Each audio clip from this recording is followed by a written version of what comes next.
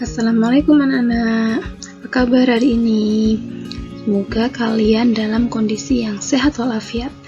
Oke, kali ini kita akan belajar tema 1 subtema 2 tentang manusia dan lingkungan part 1. Oke, nanti Bu Ulfa bagi menjadi 2 ya, part 1 and part 2. Nah, sebelum kita belajar, mari kita berdoa terlebih dahulu. Bu Ulfa hantarkan dengan bacaan basmalah bersama. Bismillahirrahmanirrahim. Yuk, mari.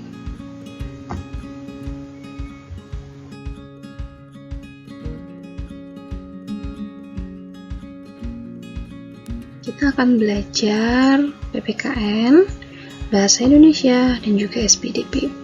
PPKN kita akan belajar tentang nilai-nilai Pancasila dalam kehidupan sehari-hari, sedangkan Bahasa Indonesia kita akan belajar menentukan pokok pikiran dalam teks lisan dan tulis, sedangkan SPDP akan memahami gambar cerita.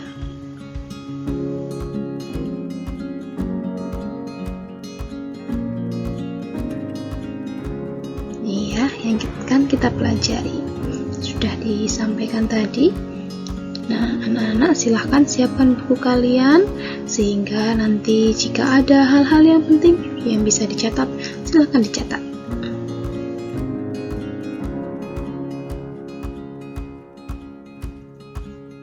Mulai dengan PPKN.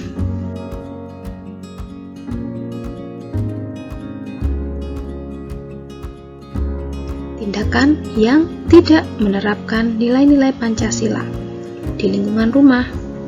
1. Suka bermalas-malasan, membantah nasihat orang tua, tidak melaksanakan ibadah, tidak mau berbagi bersama anggota keluarga, suka berbohong, dan juga memaksakan kehendak kepada anggota keluarga lainnya.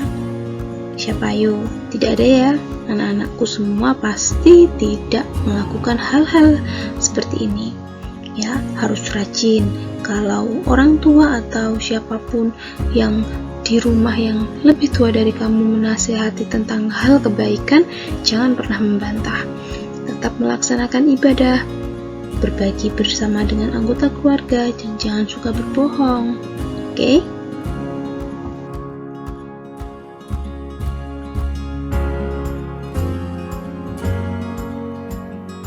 Tindakan yang tidak menerapkan nilai-nilai Pancasila di lingkungan sekolah. Berselisih dengan teman, tidak mau mengikuti upacara bendera dengan hikmat, memilih-milih teman, mengejek kekurangan teman, tidak mau meminjamkan peralatan sekolah, menyontek saat ulangan. Berselisih dengan teman artinya bertengkar. Siapa ayo yang suka bertengkar? Jangan ya, karena satu kelas ini pasti adalah keluarga ya. Jadi jangan berselisih dengan teman. Tidak mau mengikuti upacara bendera dengan hikmat. Jika melakukan upacara bendera harus dengan hikmat, tidak boleh jual jabil sana sini, bicara sana sini, bisik sana bisik sini, akhirnya rame. Memilih-milih teman, semua dalam satu kelas, dalam satu sekolahan itu adalah teman. Jadi jangan memilih-milih. Oh, itu anak pintar, maka aku harus berteman dengannya, sedangkan dia kurang pintar, aku tidak mau dengan dia. Jangan seperti itu. Mengejek kekurangan teman, setiap orang pasti punya kelebihan dan kekurangan. Jadi harus saling menghormati. Tidak mau meminjamkan peralatan sekolah. Jika ada teman yang tertinggal alat tulisnya, ayolah pinjamkan peralatan sekolahmu jika kamu memiliki lebih dari satu. Nah, yang terakhir, menyontek saat ulangan. Jangan sekali-kali menyontek saat ulangan.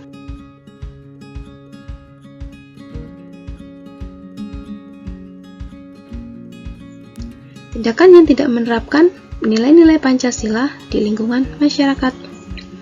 Tidak mau menjenguk tangganya yang sakit, mengganggu orang lain beribadah, ya. Tidak mau mengikuti kegiatan kerja bakti, ronda, dan rapat di lingkungan setempat. Pamer kekayaan yang dimilikinya. Semua tindakan ini tidak baik, jadi jangan dicontoh. Apalagi sampai mencuri barang milik orang lain.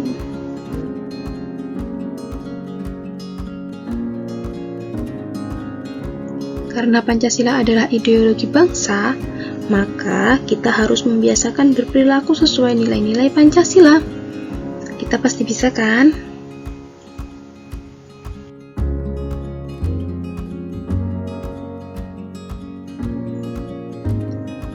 Pembiasaan perilaku sesuai Pancasila. Kalau tadi yang tidak sesuai, sekarang adalah contoh yang sesuai. Di lingkungan keluarga, taat dan patuh terhadap orang tua, menjalankan ibadah di rumah, menghormati orang tua dan saudara, sopan dan santun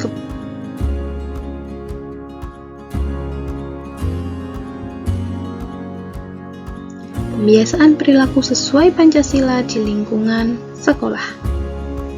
Mentaati tata tertib sekolah, mengerjakan tugas sekolah dari guru dengan baik, tidak menyontek saat ulangan, berteman dengan semua, siapa saja, tanpa membedakan suku, bangsa, dan agama.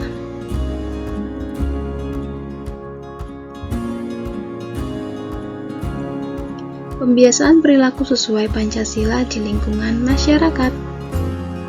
Bergotong royong dalam membersihkan lingkungan, membantu tetangga saat kesusahan, berdonasi kepada korban bencana alam. Berdonasi di sini artinya menyumbang. Mengikuti pemilihan kepala desa, RT, RW untuk warga berusia lebih atau sama dengan 17 tahun.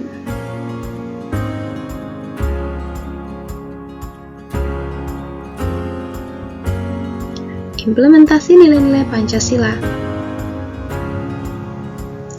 Coba diingat dan dilakukan.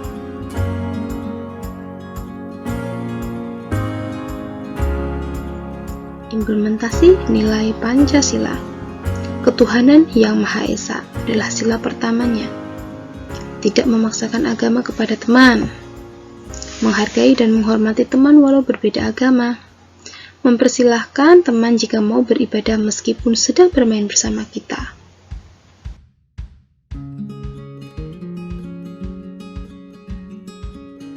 Implementasi nilai Pancasila pada sila kedua yaitu kemanusiaan yang adil dan beradab.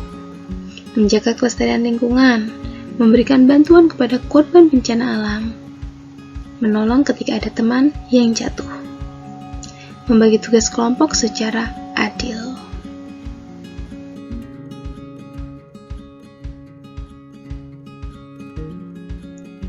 Implementasi nilai Pancasila sila ketiga yaitu Persatuan Indonesia.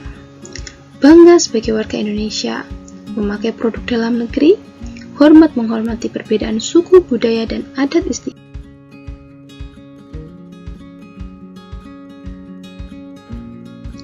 Implementasi nilai Pancasila.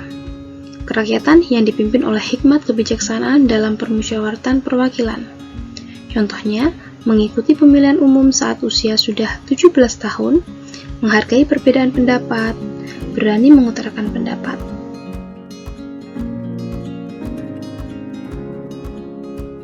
Implementasi nilai Pancasila kelima, keadilan sosial bagi seluruh rakyat Indonesia. Rajin menabung, bersikap dan berpenampilan sederhana, tidak berlebihan. Sekarang kita memasuki bahasa Indonesia.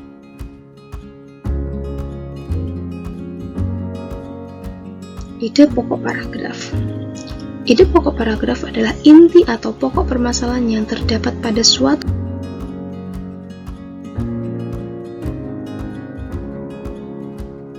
Cara menentukan ide pokok paragraf. 1. Menemukan ide pokok dari tiap paragraf dari kalimat utama. Jadi, ide pokok itu ada di kalimat utama. 2. Menjawab pertanyaan tentang isi bacaan dengan kalimat yang jelas dan mudah dipahami. Serta, ketiga, membuat ringkasan isi teks dalam beberapa kalimat secara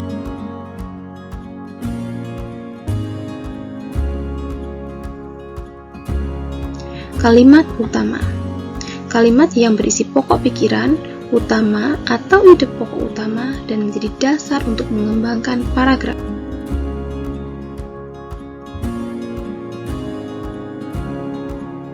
Kalimat utama. Yuk cari tahu cara menentukan kalimat utama.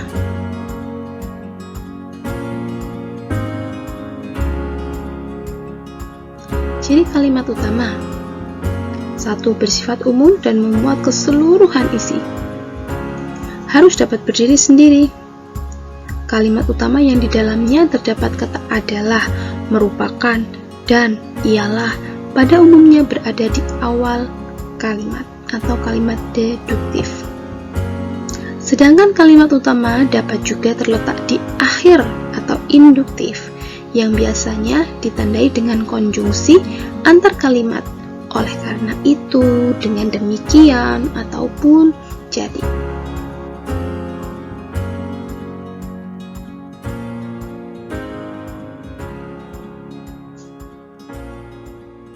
Kalimat utama memiliki perbedaan dengan ide pokok. Pikiran pokok atau gagasan pokok. Kalimat utama mengandung gagasan utama, yang artinya gagasan utama adalah inti dari kalimat utama.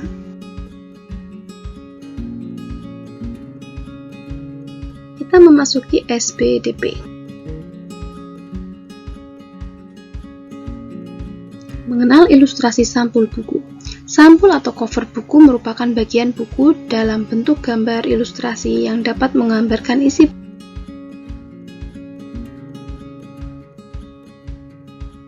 Tahukah kamu? Sampul buku mencerminkan keseluruhan isi buku.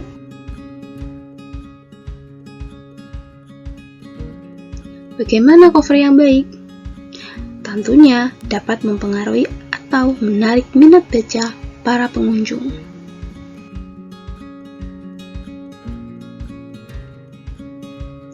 Unsur-unsur dalam cover atau sampul. 1.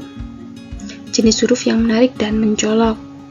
2. Kalimat penjelas judul singkat dan mudah dipahami. 3. Gambarnya menarik. 4. Nama penulis dan identitas penerbit. 5. Membuat sinopsis isi buku pada sisi belakang.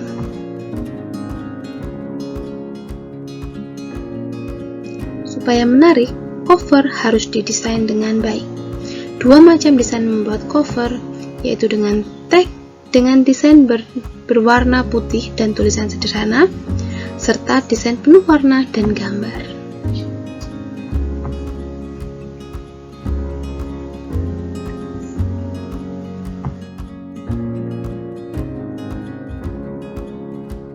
Siapa yang sudah pernah menggambar bercerita? Gambar cerita adalah gambar yang menceritakan suatu adegan atau peristiwa.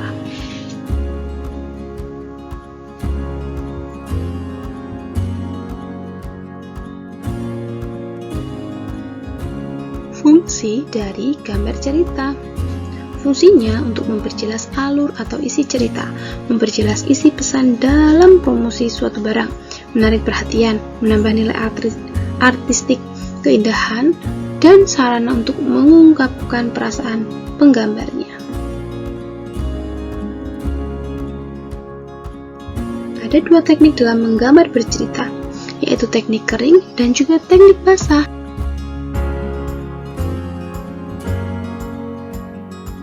Oh, sudah selesai. Terima kasih. Wassalamualaikum warahmatullahi wabarakatuh.